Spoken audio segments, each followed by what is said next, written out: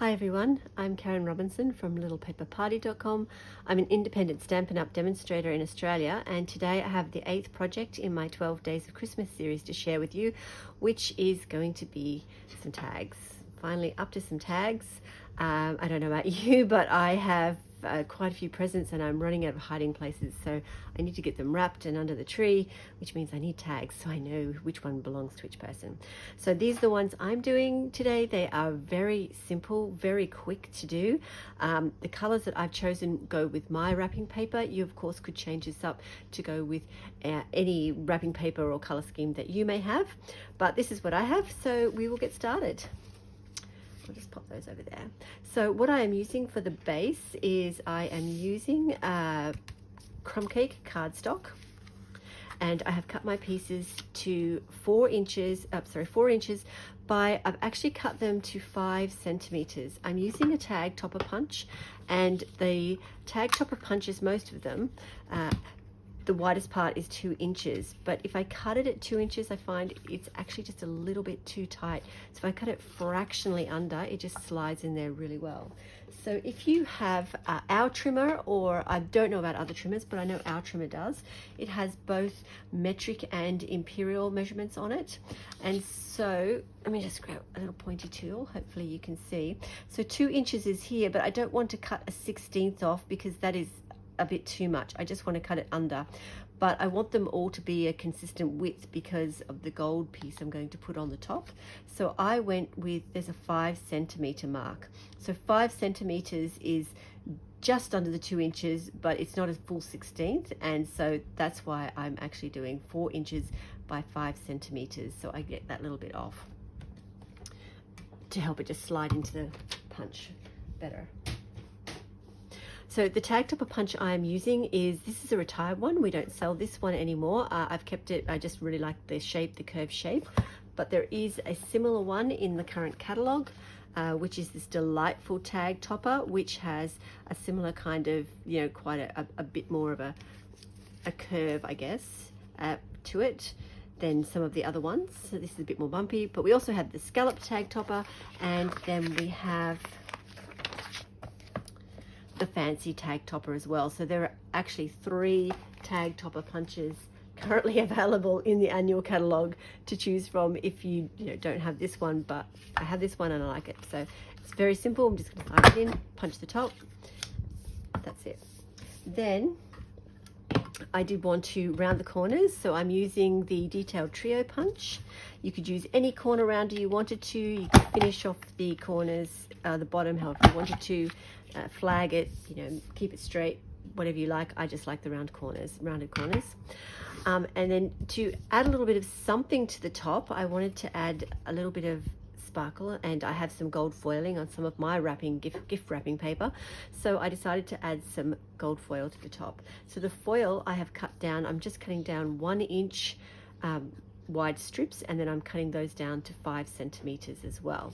So I'm going to put those in the tag topper punch, and to do that, obviously I can't put that all the way in very well, so I've made myself a little handle. This is just a sticky note, and what I did was I just popped it onto my tag, one of my tags, and then I just trimmed it down like I have the full-sized sticky notes, so it's the right size.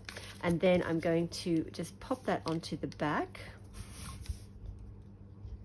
of my post-it. Actually, not of my post-it, of my foil. Sorry, I just want to make sure that I don't have it up too high because I don't want to punch holes in it. But I do want to have it straight. Oops. Then I'm going to slide that in. It acts like a handle, and because I cut it to the same width, I have this, it's not going to wriggle side to side, so it should go in there nice and straight. It should be centered beautifully. Push it up, and then I'm just going to punch that as well.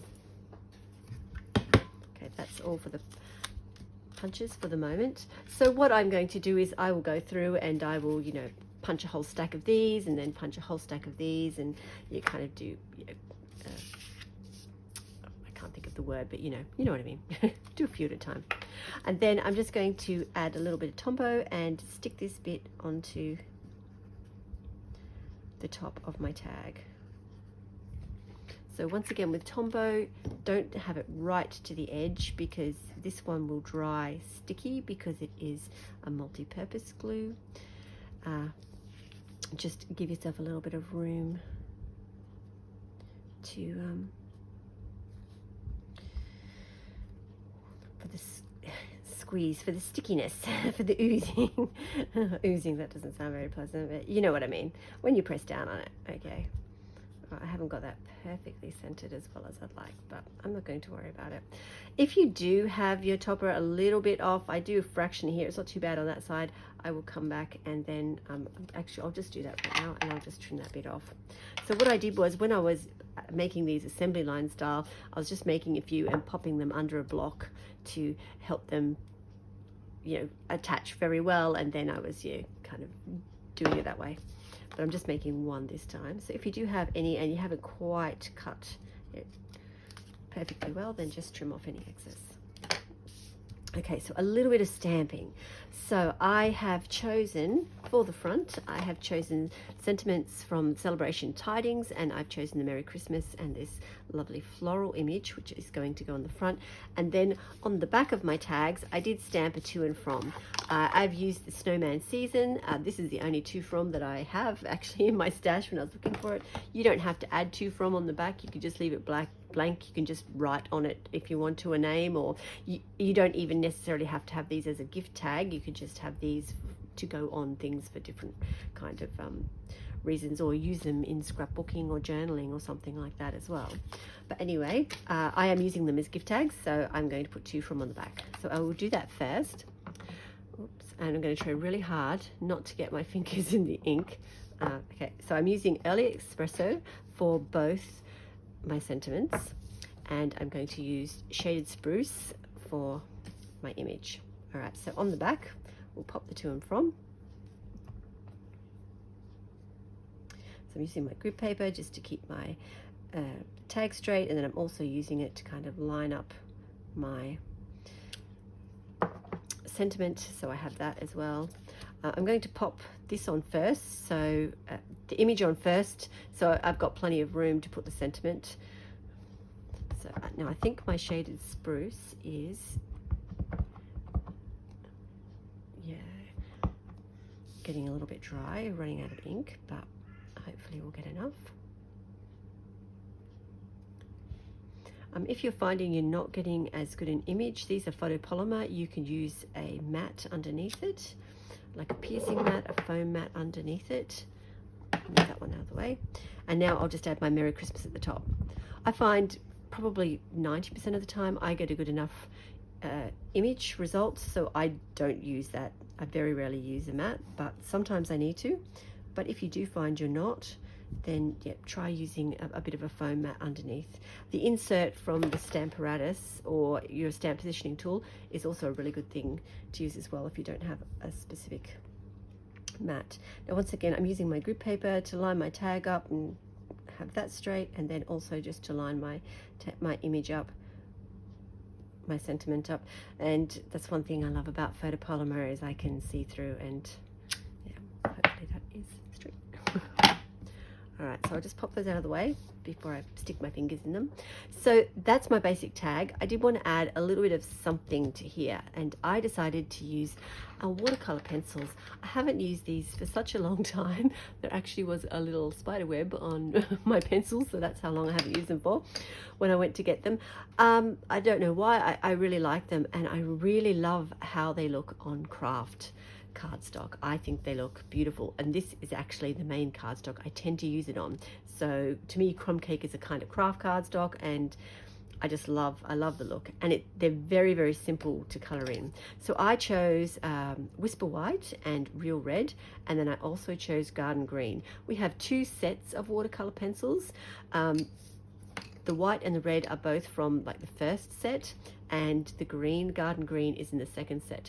There is a green olive, Old Olive is in the first set, so if you just had the first set, there is a green in there that you could use, but I have both of them, so I could choose the green, which kind of went better with the colors. So the coloring is very simple. I'm not using a blender pen or anything. I'm literally just using the pencil just by itself. You could use other colored pencils as well if you've got Faber-Castells or polychromos. Any sort of pencil coloring, if that's what you have, would work just as well.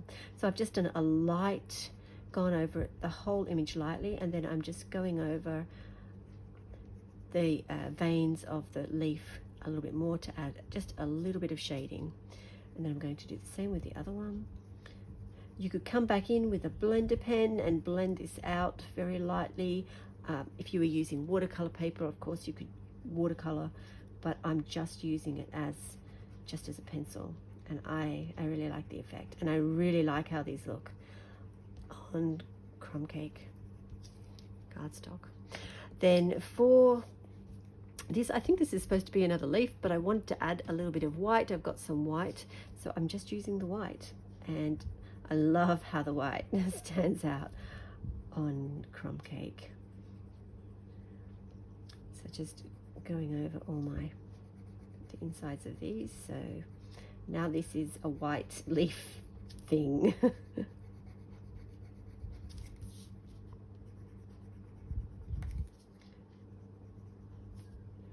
And I even did these ones down the bottom, even though they have like a little bit of detailing and some veining in them.